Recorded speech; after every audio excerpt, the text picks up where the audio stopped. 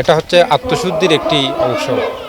অর্থাৎ একটি কথাই আছে, সুন্দর সুশৃঙ্খলবদ্ধ জীবনে পাওয়া যায় না এমন কিছু জীবন অভিধানে নাই। অনেক ভিক্ষু সঙ্গের সাথে দেখা হয়েছে, মনের মধ্যে একটি ধর্মীয় ভাব হয়েছে, যা অসাধারণ, এক কথায় বলতে গেলে অসাধারণ। এবং এখানে এসে অনেক বেশি ভালো লাগছে। যাদের সাথে কোনোদিন দেখাও হয় না তাদের সাথে ভালো লাগে।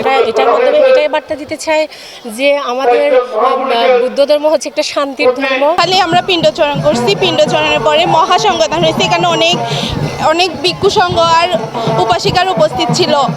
অষ্টপরিষ্কার সব মহাসংকদান ছিল, আর বহু চক্রের পরিদর্শন ছিল আর কি।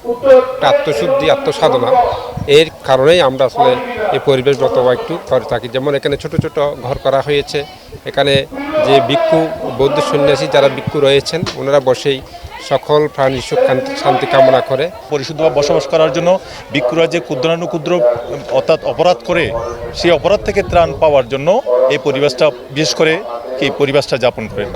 কিন্তু বিশেষ করে এই পরিবেশটার আগে ক্ষুদ্রানুক্ষুদ্র পাপের ফলে এটা অনেক ক্ষেত্রে দেখা যায় ভিক্ষু সংঘ থেকে অনেককে বহিষ্কার করা হয় বলা হয়। এইটাকে পরিশুদ্ধ করার জন্য এটা লোকালয় থেকে আলাদা হয়ে একটা অর্থাৎ ভিক্ষুদের কি বিনয় কর্ম সম্পাদন করতে হয়। কালার এক্সপার্ট ডার্ক স্যাপ এবং মাইল্ড অন হ্যান্ডস টেকনোলজি সমৃদ্ধ অরিক্স অ্যাডভান্স ডিটারজেন্ট পাউডার আপনার লন্ড্রি এক্সপার্ট।